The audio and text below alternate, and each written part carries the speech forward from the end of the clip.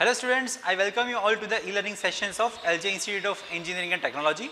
Myself Hardik Shah, and I am here to share my knowledge with you all about the subject of automobile engines. Okay, so we have already started a session on supercharging, turbocharging and scavenging, and our today's topic for this video is scavenging process, its types, and we will also see in the end that what are the different pumps that we are using in scavenging. Okay, so let's start our video.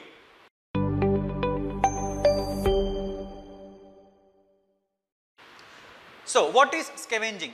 Scavenging is a type of gas exchange process in which combustion product of the fuel is removed by blowing fresh air into the cylinder. The scavenging takes place during the overlapping of valve or port. This process is necessary for smooth running of both 4-stroke and 2-stroke engines. Okay, so that was the scavenging. So let's see what is the definition of scavenging. So scavenging is the process in which the burnt gases are removed from the cylinder by entering fresh air charge into the cylinder. So during the power stroke, the air fuel mixture burns in the cylinder and the burnt gases are to be exhausted, or you can say to be exit from the cylinder. So the fresh charge may enter the cylinder during the suction stroke. Fine. So now let's see what are the main purpose of this scavenging process. So as all we know that in some of the exhaust gases that remain inside the cylinder after the exhaust stroke, they will be mixed with the fresh charge and it will dilute the fresh charge. So the dilute charge will develop less power. Also there is one more logic that fresh charge also should not go out with the exhaust gases. Fine. So if the unburnt fresh charges go out of the cylinder, it will actually increase the fuel consumption and the fuel will also waste. So less power will be produced. So the ideal process is exhaust gas should escape the cylinder completely and fresh charge should not be mixed with the exhaust gas and it should remain inside the engine, and this is achieved by scavenging. For this purpose, the combustion chamber and piston head are specially designed. In piston, the piston head of the 2-stroke cycle engine is specially designed for this scavenging purpose. There is one deflector over it. So the deflector at piston head is designed in such a form that it deflects the fresh charge towards the combustion chamber and burnt gases towards the exhaust port. Thus, the fresh charge does not escape the cylinder without burning. Same way the combustion chamber is also designed. Okay, so that was the scavenging. So now let's see what are the types of scavenging. Scavenging is actually classified in two ways. First is based on theoretical process, second is based on practical process. Okay, so first one, based on theoretical process, there are main three criteria for it: a perfect scavenging, second one is perfect mixing, and third one is short circuiting. Perfect scavenging, perfect mixing and short circuiting. Okay, so let's see all of them one by one. So these are the theoretical methods. Fine. So what is perfect scavenging? Ideally the fresh fuel air mixture, or you can say fresh charge, should remain separated from the residual combustion product, that is both mass and heat transfer during the scavenging process. Okay, so in short this process, in this process the fresh charge does not mix with the combustion product and it simply pushes the exhaust gas towards the exhaust port. So whatever inlet is coming, it will push exhaust and the exhaust will go out. That is called perfect scavenging.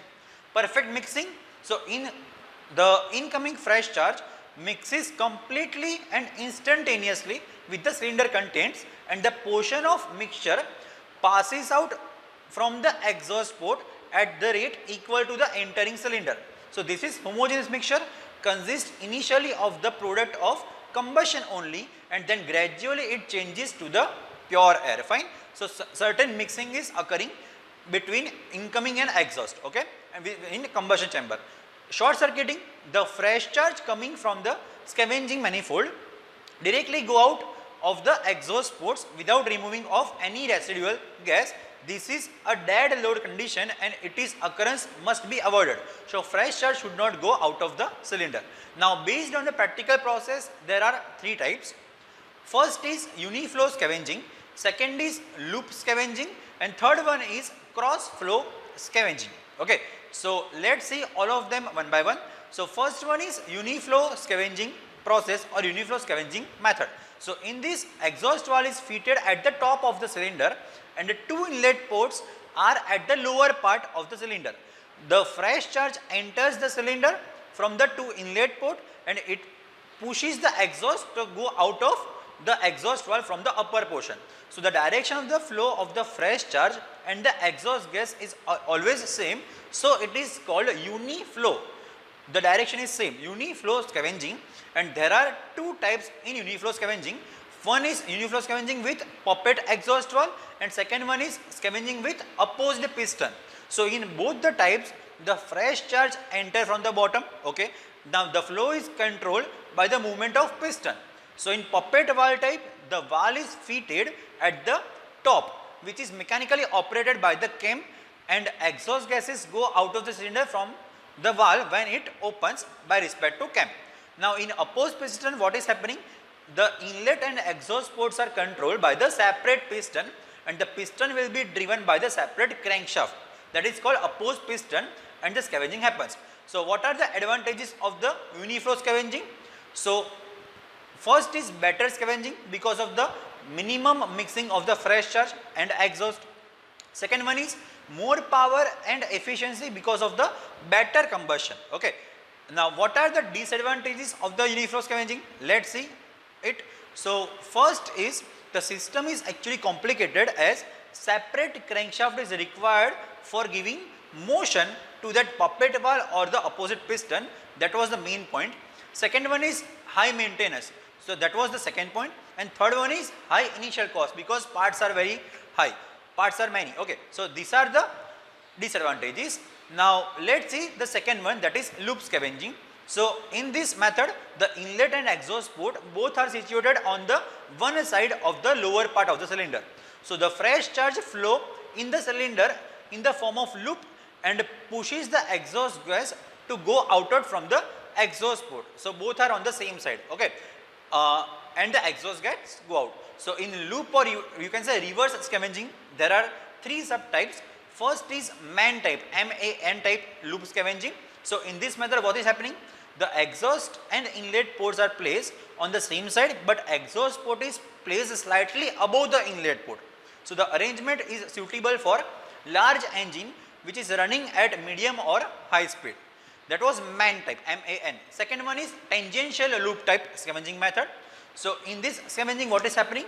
The two pair of inclined inlet ports are directed upwards and the exhaust port is placed at the center of it. So the fresh charge enter from the inclined inlet port directed towards the upward. It forms the U shape, or you can say loop shape, and it forces the exhaust gas to go out of the exhaust port. It provides much better scavenging than the simple loop system. Third one is Curtis type loop scavenging method. So in this system, what is happening? Number of inlet ports having the different upward inclinations, and their inclination varies according to position relative to exhaust port as it is shown in this figure. Okay. So the inlet port near to exhaust port have smaller inclination compared to the far inlet port for better scavenging. So this promotes a displacement of exhaust gas from the top and their explosion from the exhaust ports. So what are the main advantages of this? First one is better scavenging compared to cross scavenging. Fine. Second one is simple, reliable and less maintenance. These are the advantages. And what are the disadvantages? So there are main disadvantage, that is better cooling is required to reduce thermal stresses on piston and cylinder liner. So that was the loop scavenging. Okay. Third one, that is cross flow, or you can say cross scavenging. So in this scavenging, what is happening? It is actually generally adopted in a two-stroke engines. So the transfer port and exhaust ports are situated in front of each other at the lower part of the cylinder. Okay. The fresh charge enters the cylinder through the transfer port and it is deflected upwards. Then it comes towards the exhaust port. Thus it pushes the exhaust gases towards the exhaust port and it will go out. That is called cross flow, or you can say cross scavenging. Okay, so cross flow, what are the advantages of cross flow? It is very simple in design and construction is also simple. It has very low cost compared to other one. Okay, and less maintenance required due to absence of valves and pumps and other devices. So it is very cheap. Okay, now what are the advantages? The cross scavenging is actually not effective. However, it is used in low capacity petrol engines due to its simplicity and the low cost. Okay, it is commonly used with the two-wheeler engine, basically in the two-wheeler engines. Okay, in two-wheelers. Now, what are the disadvantages of this system? First one is poor scavenging, means more amount of exhaust remain inside the cylinder, which will actually dilute the fresh charge. So total combustion will not occur. Okay, now some of the fresh charge also goes directly to the exhaust without combustion, means fresh charge actually losses from the combustion chamber, and due to above these two reasons, the power output and the thermal efficiency actually reduces. So that was the cross flow scavenging disadvantages. So these are three main type of scavenging done in two-stroke engines, which is actually called crankcase scavenging, in which transfer port is there to pump the fuel inside it. So now let's see what are the scavenging pumps which are flowing the fuel inside the cylinder. So in the two-stroke engines, crankcase scavenging is used for pumping the fuel inside the cylinder. In a four-stroke engines, what is there? Different pumps are used, and some of them are positive displacement pumps. Now what is positive displacement pump? So there are actually happening in this way. The positive displacement pump makes a fluid, or you can say fuel, move by trapping a fixed amount and forcing it, and forcing the volume into the discharge pipe. So what is positive displacement pump? Actually they are used and expanding cavity on a suction side and decreasing cavity on the discharge side.